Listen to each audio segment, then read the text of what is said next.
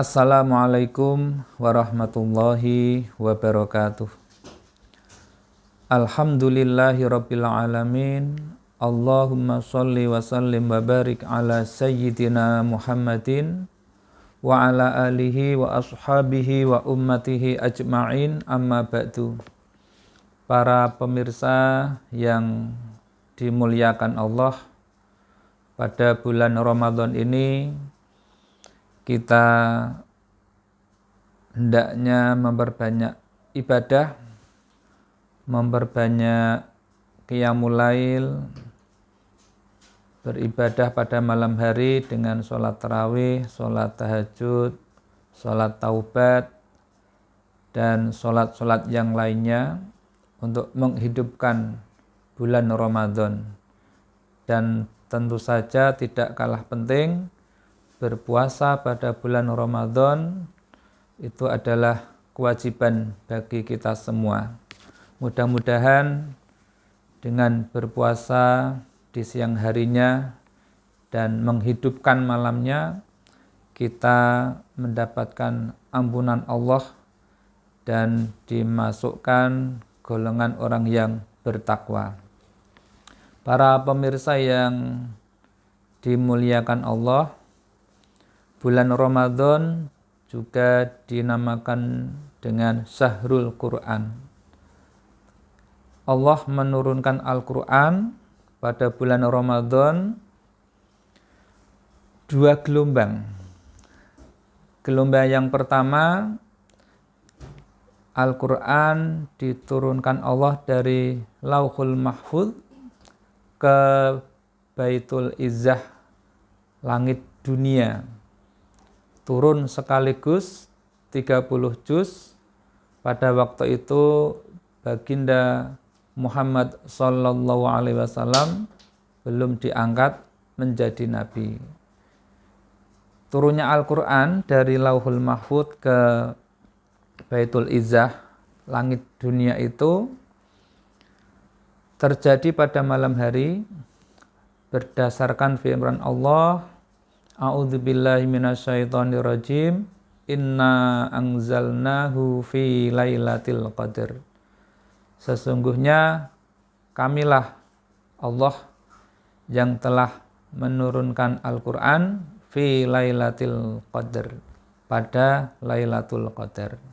Kemudian tahap yang kedua atau gelombang yang kedua, Al-Quran turun secara berangsur-angsur, yang diawali turunnya pada hari Senin pada tanggal 17 Ramadan di Gua Hira, sebagaimana firman Allah di tafsir itu mengatakan bahwa yang turun pertama kali wahyu yaitu surat Al-Alaq ayat 1 sampai 5.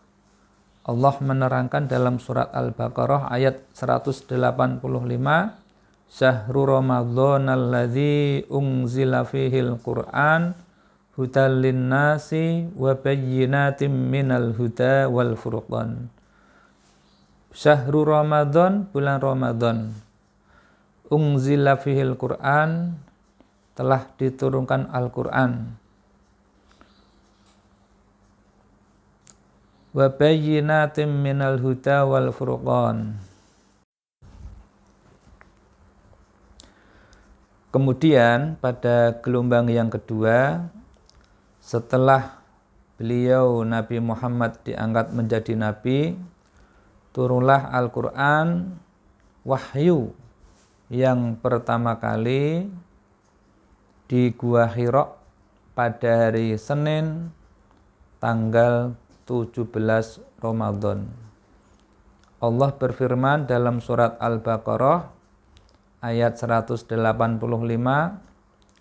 A'udzu billahi minasy syaithanir rajim. Syahrul Ramadhanal ladzi unzila fihil Qur'anu hudal linnasi wa bayyinatin minal huda wal furqan. Bulan Ramadan telah diturunkan Al-Qur'an. Hudal linnasi, yang berfungsi sebagai petunjuk bagi manusia. Wa bayyinatin minal huda, dan penjelas dari petunjuk itu, wal furqan, dan Al-Quran yang diturunkan itu berfungsi sebagai pembeda antara yang hak dan yang batil.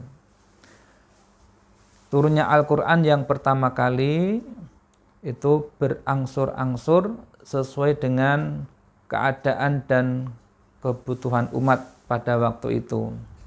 Jangkanya sempurna turunnya Al-Quran selama 23 tahun.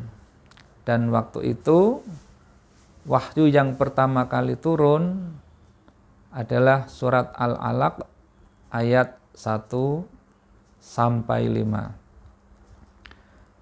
Mari kita belajar mentadaburi, mencari kesan, pesan dan hikmah dari wahyu pertama yang turun. Allah berfirman, A'udzu billahi minasyaitonir rajim. Iqra bismi rabbikal ladzi khalaq. Yang artinya kurang lebih, Iqra, bacalah, bismi rabbikal ladzi khalaq, dengan nama Tuhanmu yang telah mencipta. Para pemirsa yang dimuliakan Allah, wahyu pertama Allah memerintahkan kepada kita untuk Iqra, membaca. Adapun makna Iqra dari beberapa referensi yang saya baca, di antaranya makna Iqra adalah menghimpun. Ketika kita akan membaca suatu kata yang terdiri dari berbagai huruf, atau membaca kalimat yang terdiri dari berbagai kata, maka terhimpunlah huruf dan kata itu menjadi suatu kata dan kalimat. Akhirnya kita mendapati kata Iqra itu dengan arti membaca. Kemudian untuk makna membaca yang lebih luas, yang kita artikan kontekstual. Jadi dalam membaca itu kita menghimpun yang namanya proses mengamati, meneliti, mencatat, dan simpulkan.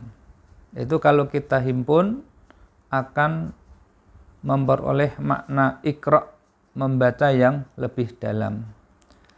Dari proses beberapa kegiatan tadi, mulai mengamati, mencatat, menyimpulkan, kita akan mendapatkan hal-hal yang baru. Tentu saja dari hasil membaca yang akan mendapatkan hal-hal yang baru lebih-lebih bermanfaat, dan lebih bermanfaat lagi jika menghantarkan untuk mengenal kekuasaan Allah. Bagaimana prosesnya? Ya tentu saja membaca dengan bismi rabbika, dengan melibatkan nama Tuhanmu. Dalam ayat tadi, fi'il atau kerja itu tidak disebutkan objeknya. Iqra, bacalah apa yang dibaca. Dalam kaidah bahasa, jika kata kerja tidak menyebutkan objeknya, maka objek itu bebas.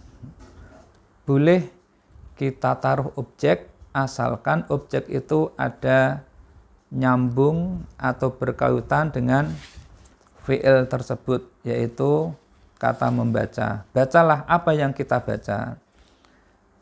Kita bisa membaca ayat-ayat Al-Quran. Dan ada lagi kita membaca kejadian alam. Membaca diri kita sendiri. Kemudian kita bisa membaca mungkin tetangga kita untuk dijadikan pelajaran, atau masyarakat yang kalau kita teliti, kita amati, kita bisa belajar dari hal itu. Jadi ada ayat selain ayat Al-Quran, yaitu ayat-ayat yang ada di alam semesta ini yang dinamakan ayat kauniyah. Sebenarnya ayat kauniyah itu lebih banyak daripada ayat Al-Quran. Hanya orang-orang tertentu saja yang mau membaca, itulah yang akan mendapatkan hal-hal baru.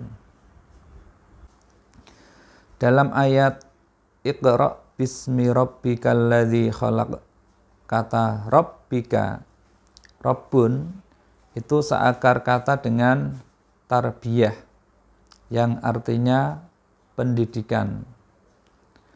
Rabbun dan tarbiyah itu berasal dari kata robba yarbu yang bermakna kelebihan.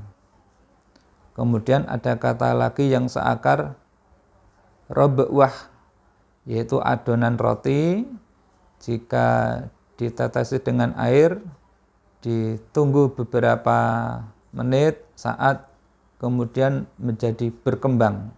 Kayak kalau kita melihat orang membuat donat, itu robwah, adonan roti yang berkembang. Apa hubungannya?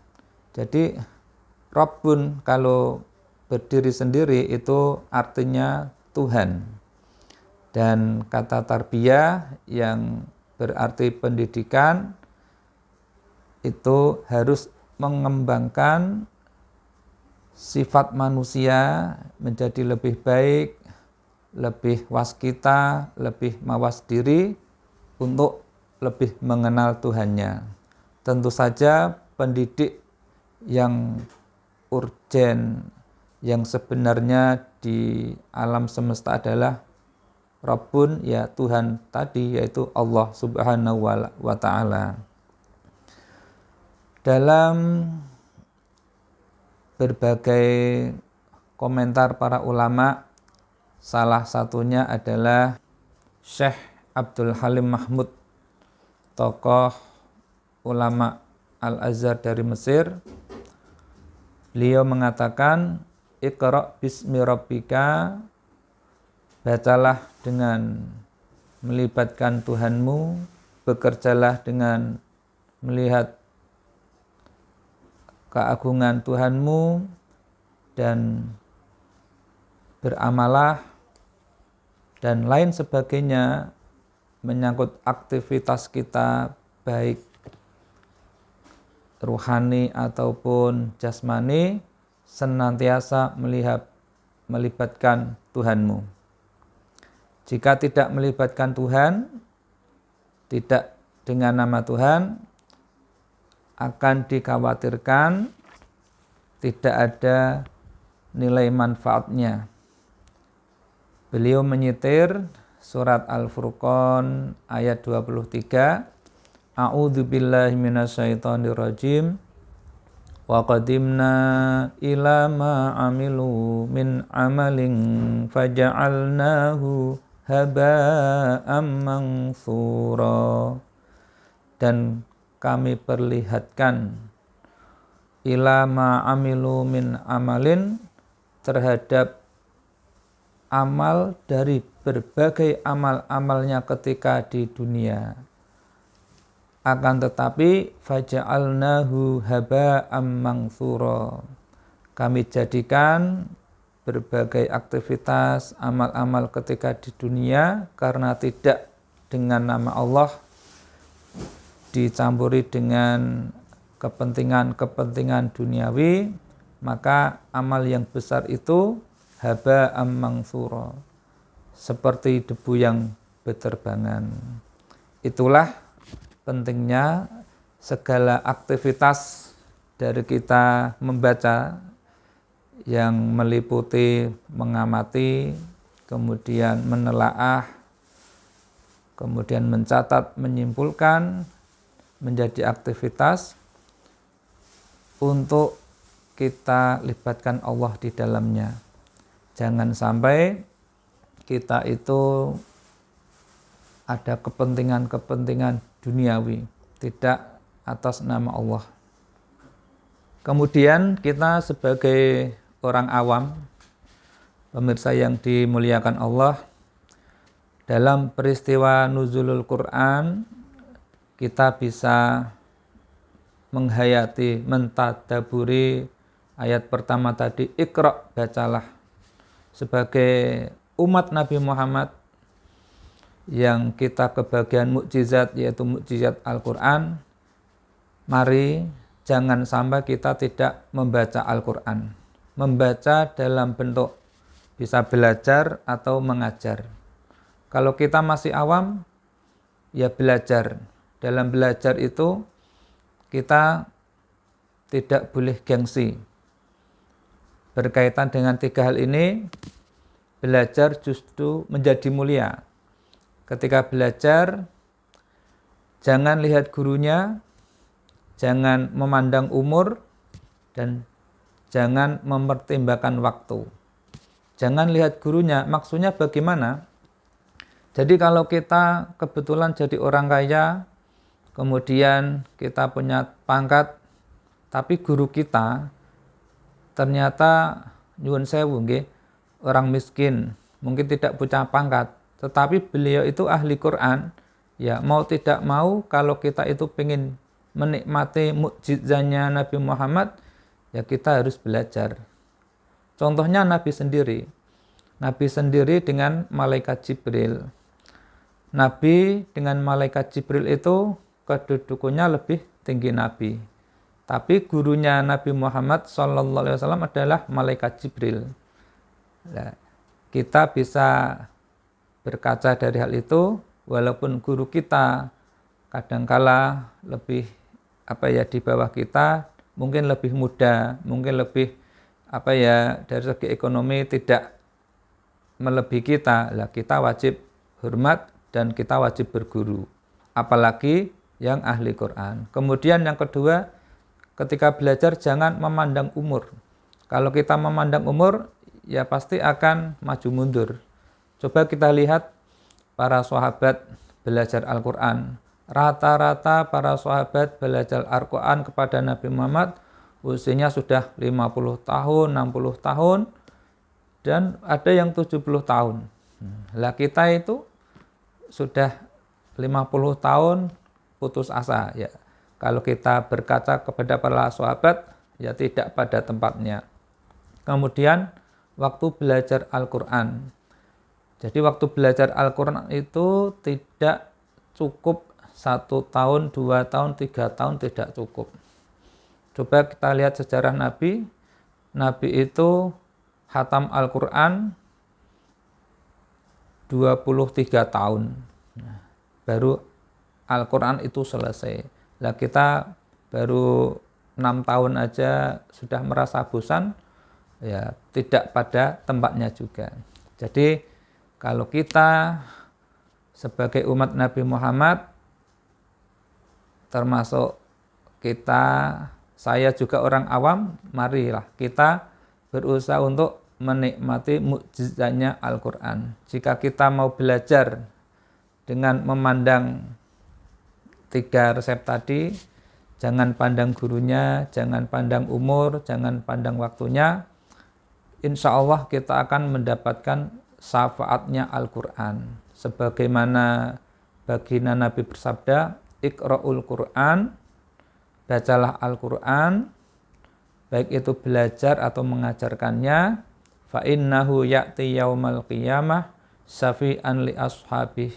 Maka sesungguhnya Al-Quran itu akan datang pada hari kiamat memberikan syafaat pertolongan kepada yang mau belajar Al-Quran ataupun mengajarkan Al-Quranul Karim.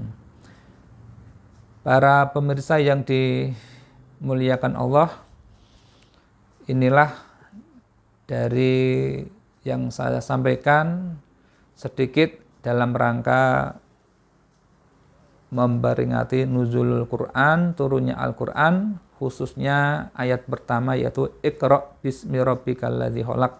Mudah-mudahan kita bisa menikmati mukjizat yang hebat, yang abadi sampai akhir zaman ini, baik belajar dengan belajar, dan kita aplikasikan untuk membaca, meneliti di sekeliling kita, supaya kita itu bisa mengembangkan diri kita sebagaimana Rabbikal ladzi khalaq, arti dari kata Rabbun dan tarbiyah tadi.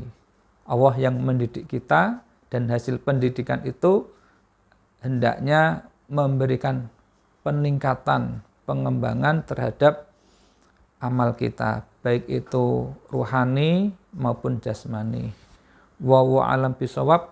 Apabila benar itu dari Allah, apabila ada yang salah itu keterbatasan saya. Wallahu a'lam bishawab. Akhirul kata, Assalamualaikum warahmatullahi wabarakatuh.